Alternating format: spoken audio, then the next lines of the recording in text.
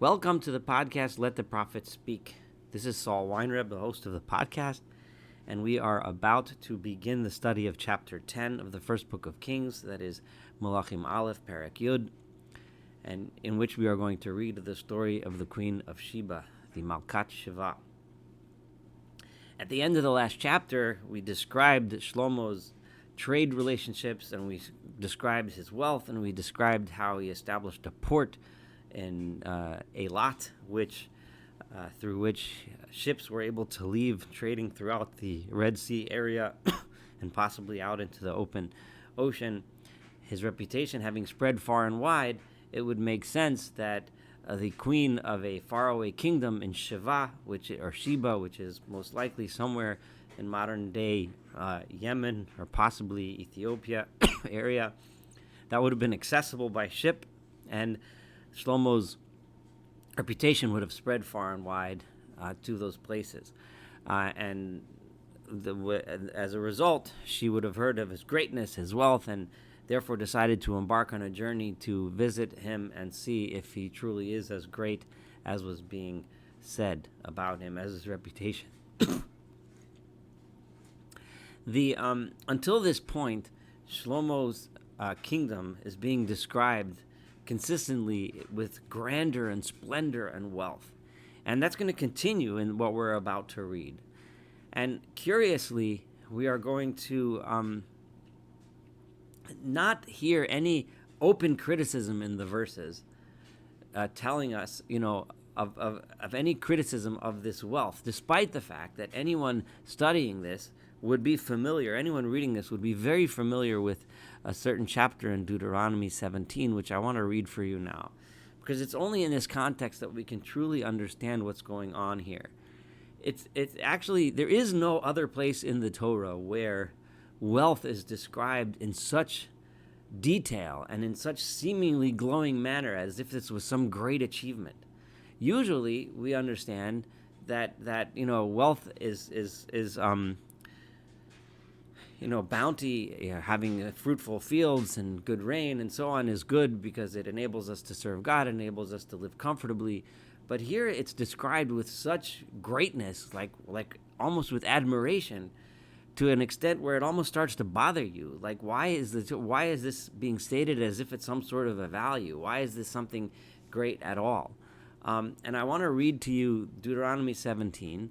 And then you'll understand that what the prophet is really trying to teach us here in the book of Kings here is not really about how great Shlomo's wealth was. There were many great kings in history, and even at this time we'll find out soon the Queen of Sheba and how wealthy she was. It's trying to set us up for his failure. It's trying to show us how all of this great wealth and greatness led to the failure of Shlomo HaMelech and ultimately the split of the kingdom. So that we should learn not how great this was and not be impressed by it, but rather how dangerous it is to engage in this kind of accumulation of wealth. Not that it's necessarily bad, but more often than not, it leads in the wrong direction. So we should. It's being described in this way, and in my opinion, and in the way I read through these verses, to make us feel uneasy, not to make us feel impressed, but to make us start to worry. Where is Shlomo going? Where is he setting his priorities? Until we see that our fears will unfortunately be realized and things will go south. But this episode of the Queen of Sheba occurs when he's at his height, before it goes south, when he's at his height at a time when his wealth was being used properly and he was being a just and righteous king, and we're going to see that. And then immediately after this episode, we start to see the cracks begin to widen and things begin to fall apart. Now, just a warning here, that God gave in Deuteronomy 17, and when it tells us, this is verses 14 through about verse 20 or so.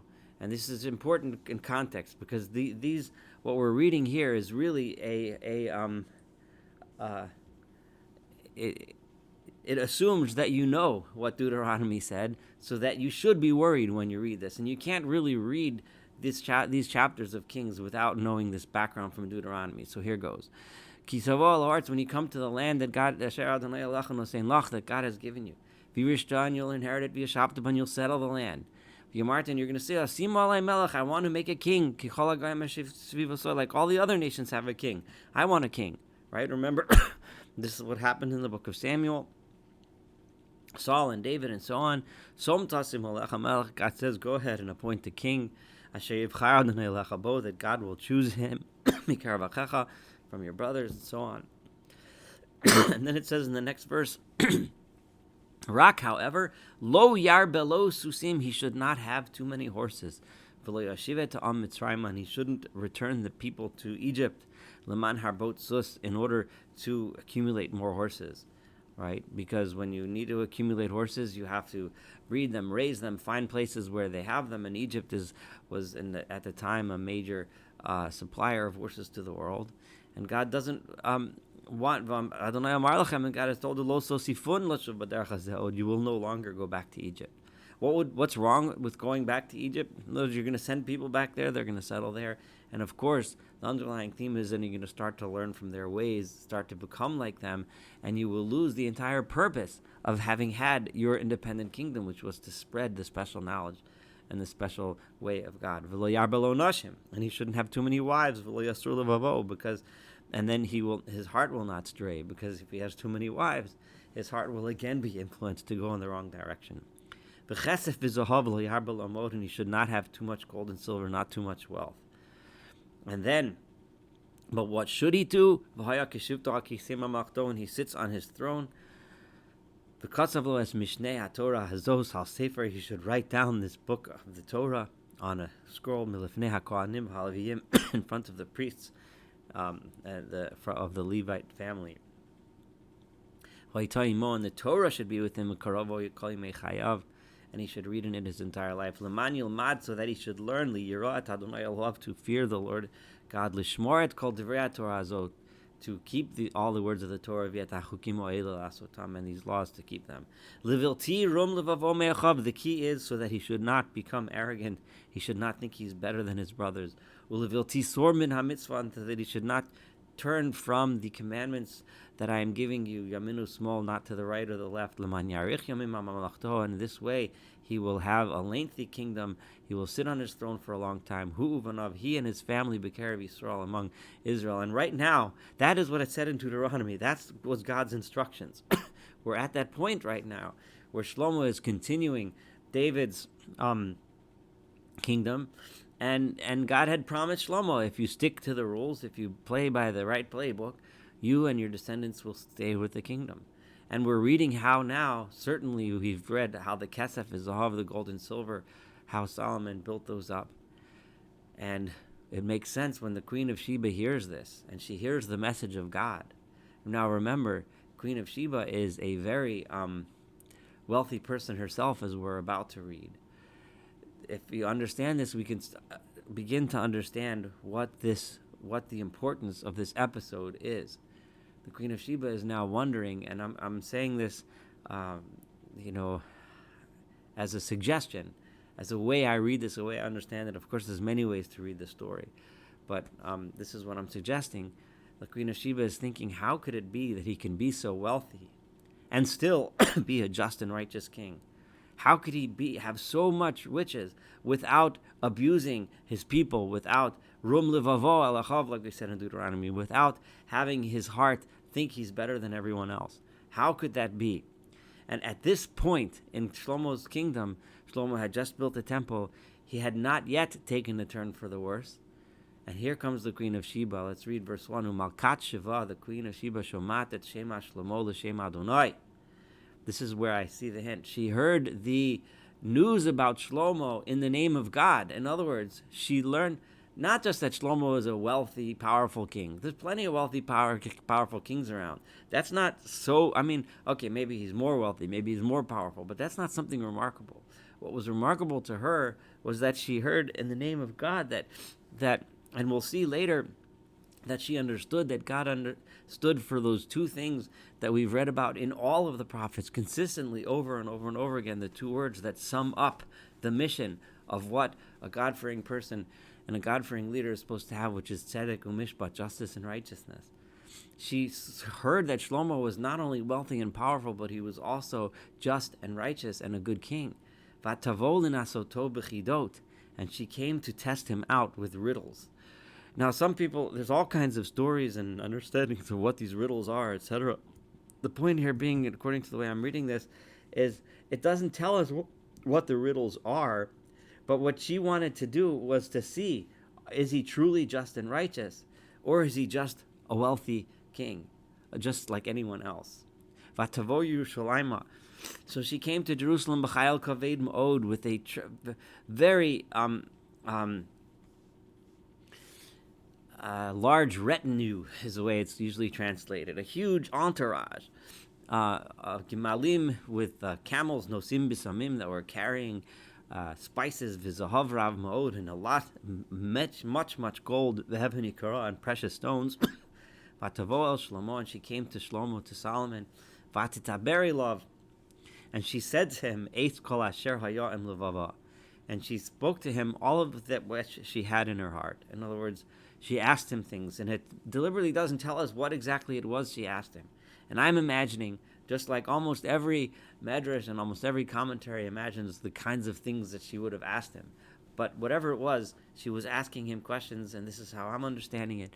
Questions to feel him out, to see, are you truly intelligent? Are you truly wise? Are you truly tzedek mishpat, just and righteous? Do you truly have allegiance to your God that preaches mitzvot, the commandments, that one should be that one should be someone who does not rule arrogantly over his subjects? And she asked him questions.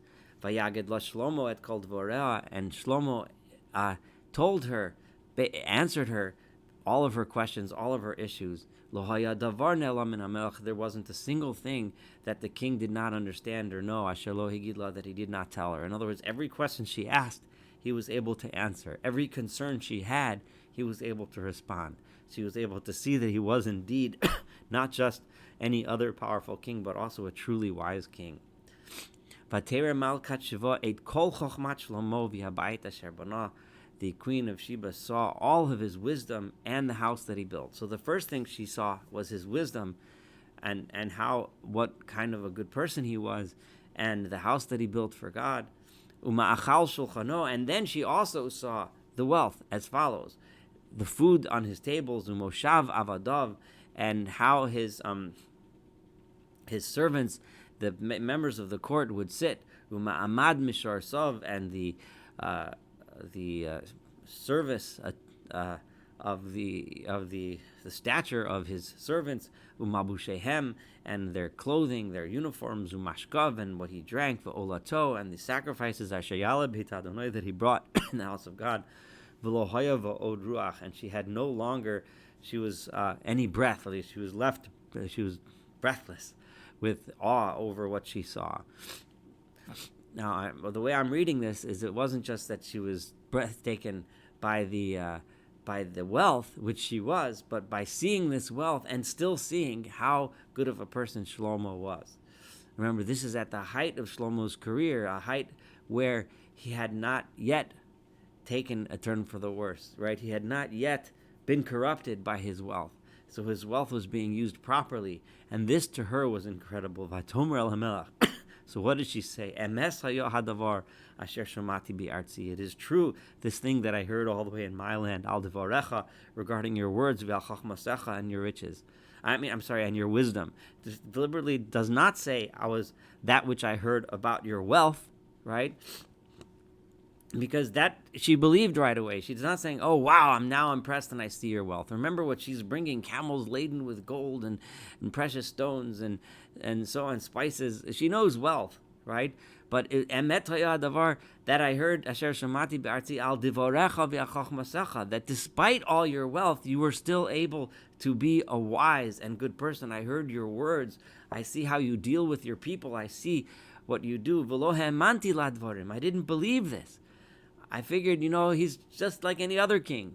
He's a powerful guy that with brute force, takes things away from the people below him. So he's wealthy, he's powerful. Adasher basi vatirena einai, until I came and I saw with my own eyes. Vihinelahu godly hachetzi. Not what I heard wasn't even half. And she's not referring to the wealth and the gold, but what I heard about your wisdom, al dvarecha v'chachmasecha, he didn't even hear half. Hosafta chachma vatov, right? You have added even more wisdom and even more vatov here, more goodness. It could mean the goodness of the things you have is one way of understanding it. I think it actually means goodness here. El hashmua asher shamati, over what I had heard, right? That not that I saw more wealth, but I saw more wisdom. I saw more greatness than I had even heard about. This is what impressed me. Ashrei and Ashecha, blessed or praised are your people. Ashrei avodecha ela, praised are your servants. How fortunate they are. Ha'omdim lefanecha tamid, that stand before you all the time. Hashomeim et chachmasecha, that can hear your wisdom. And then he says right away, continues to say a prayer or a blessing.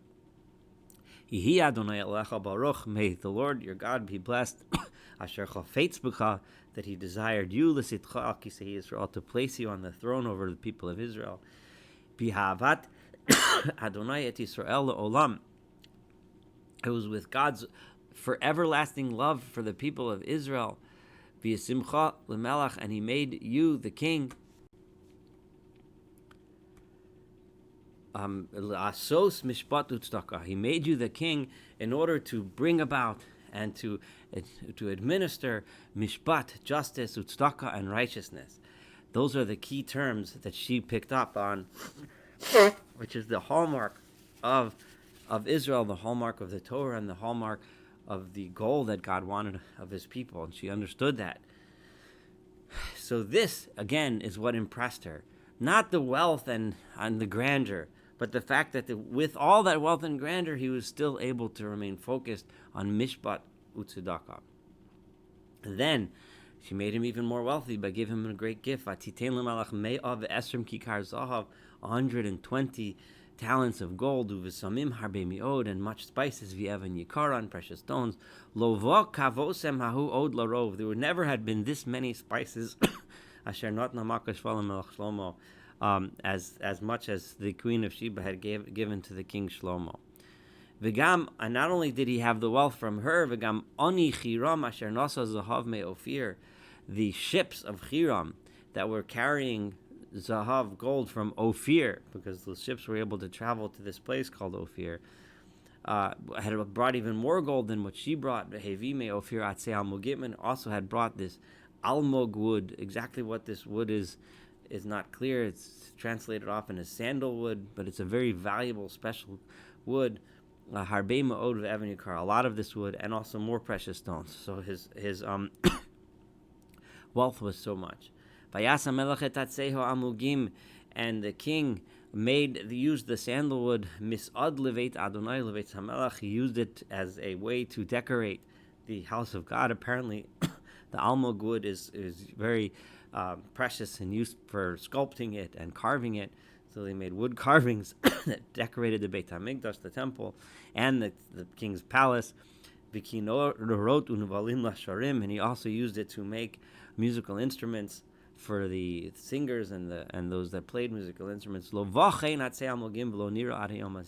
This kind of amount of this almog wood had never arrived, had never came to Jerusalem, had never been seen like this until this time, as what happened here, which was brought by Hiram's ships. So now, Vamelech Shlomo notan lemalchat shavo et kol chefzo asher she'ala. He gave to her whatever it is that she had asked. And curiously, it does not say anything about what exactly it was that she asked. Clearly, giving her back gold and spices wouldn't have made sense. But something that's special from Jerusalem. Now, what it sounds like here is that it doesn't identify it, because what she came for was seeking wisdom. She came for seeking something new, seeking a type of lifestyle, a type of thought, a religion which teaches this wisdom that one can use wealth properly. One can use it for the right purposes. One can achieve greatness through tzedek umishpat, through justice and righteousness. This was the great thing that she attained by coming to Jerusalem. She came seeking wisdom. This is called Chefza Asher Sha'ala. This is what she had asked, and that is what he sent her back with. Giving her wealth wouldn't have made sense. What he gave her was what she came to seek. Aside from gifts that Shlomo gave her, right? Vatefen, and then she turned Vatelech la'arza, and she went back to her land. She and her servants that had accompanied her.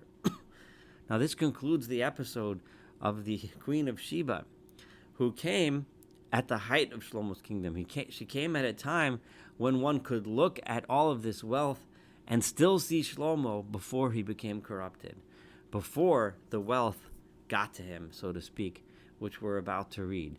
We're going to read a little bit more about Shlomo, the grandeur and splendor, and it's going to start to bother us more and more and more. Why all of this grandeur? Why all of this splendor? Why all of this wealth? And will Shlomo fall to the temptations that we were warned of in the book of Deuteronomy, in the book of Devarim, where God warned us, if you take too much, if you get too involved in this wealth, it's going to take you south. It's going to take you away from the appropriate mission. It's not going to happen yet, but it's going to happen soon. But hopefully, I'm looking forward for you to join me in studying the second half of this chapter 10 together, and of course the rest of this beautiful book of Kings together. Have a wonderful day.